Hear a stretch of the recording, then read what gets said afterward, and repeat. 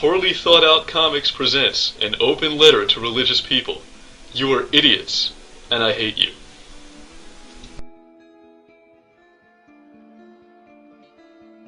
Hold on now. Before you go and get the wrong idea, this isn't another comic about why religion is bad or why it's wrong. Of course it is bad and it is wrong, but this is so blindingly obvious that it no longer needs to be said. Instead, this is a direct attack on you, the religious person. The argument? That your failure to reject religion indicates you are colossally, irredeemably stupid. Religion is fundamentally flawed in a staggering variety of ways, to the point that a curious child can bring down the entire framework of baloney with an innocent question. Such questions include, why is there evil? Who made God? And why should I trust you after the Santa Claus thing? But you didn't ask those questions, did you? Or if you did, you accepted the pathetic rationalizations that were offered, without further contemplation.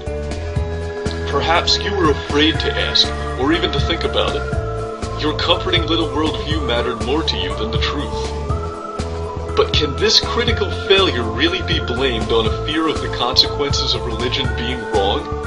Is a godless world too terrible to contemplate?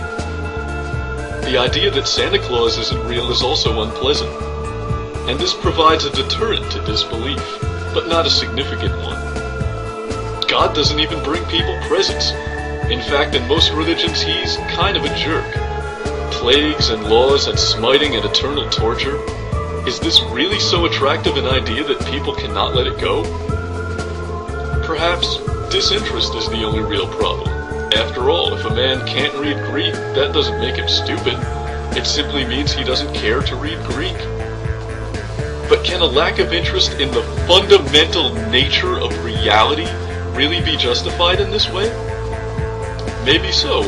After all, it makes little difference in day-to-day living whether God is up there or not.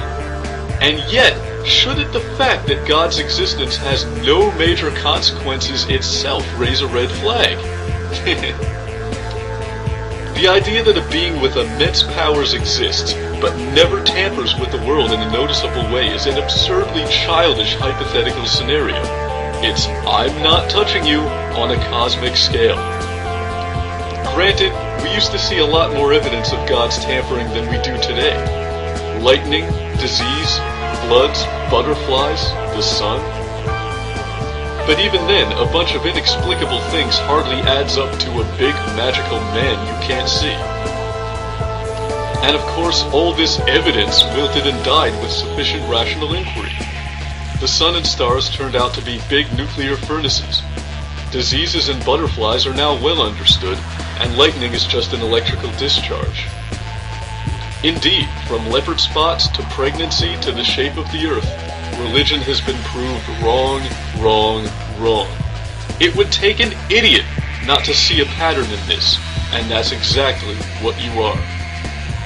The icing on this pathetic cake is that you realize all the other religions are wrong. You just have a blind spot toward your own. Perhaps you have a vague awareness that religion is retarded, but you never really give it up because your thoughts are too disorganized to deal with it. If this is the case, and your mind is a dusty closet of odds and ends, motivational phrases and vacation photos, I have nothing but contempt for you. I refuse to respect religious beliefs, and I refuse to respect people who hold them. Your willful ignorance is inexcusable, and it disgusts me. Ed.